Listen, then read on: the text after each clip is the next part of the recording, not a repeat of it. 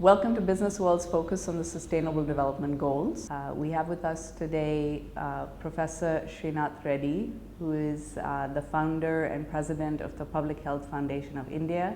He is also the co-chair for goal number 3 on health for the Sustainable Development Goals. Welcome, Professor Reddy. We're pleased to have you here with us today to discuss goal number 3 on health. Tell us a little bit about the Public Health Foundation of India. How are you set up and what is the kind of work that you do? The foundation actually is intended to build broadband capacity in public health through education, research, short-term training, as well as hands-on support to health systems, both at the central and the state governments, for improving the outreach and effectiveness of health programs. We are really trying to fill in a big gap that existed earlier in terms of public health capacity building by providing multidisciplinary and health system connected education and research for improving India's overall health performance.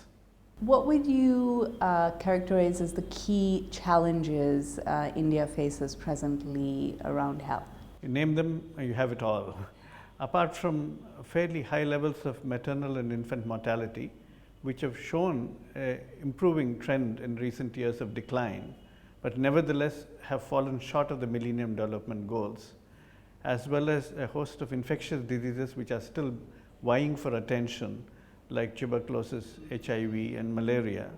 We have a huge epidemic of cardiovascular disease, diabetes, chronic lung disease, and cancers also very much upon us. And also we find road traffic accidents and injuries are also claiming a large number of lives, particularly at a younger age.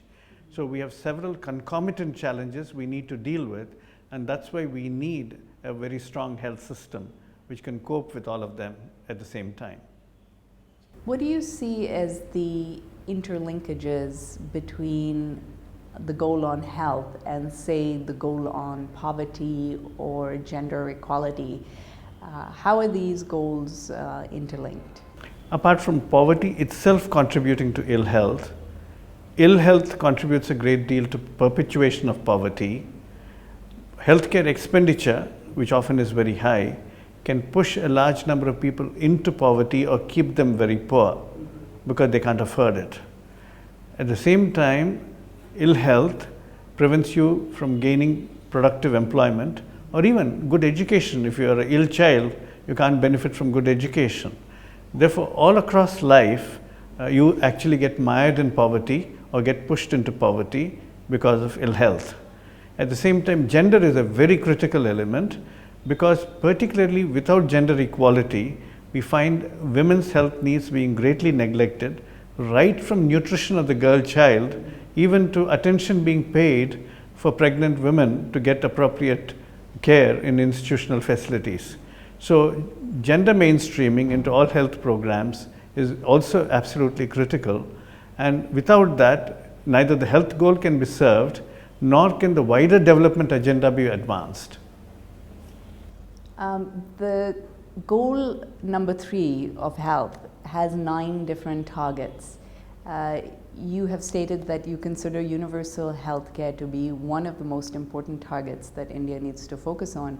For our viewers who may never have heard this phrase, universal health care, how would you characterize universal health care for the average person? What would it mean? Universal health care or coverage means that every citizen gets all his or her essential health needs met without financial hardship. So you get quality assured health services for all important health needs without having to incur a lot of expenditure out of pocket and thereby being pushed into poverty or catastrophic health expenditure. It is the critical element of this health goal because it provides the unifying platform for all other health targets and health programs.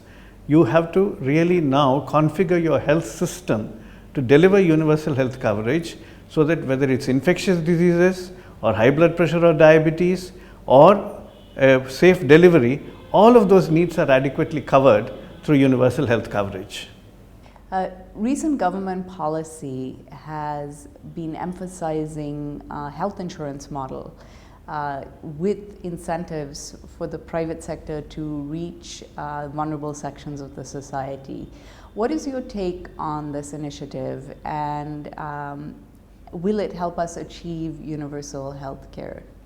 Well, in terms of providing some degree of financial protection for hospitalized care, it does help, particularly if it is directed towards people in the informal sector and the poor and the vulnerable sections who previously could not access such services.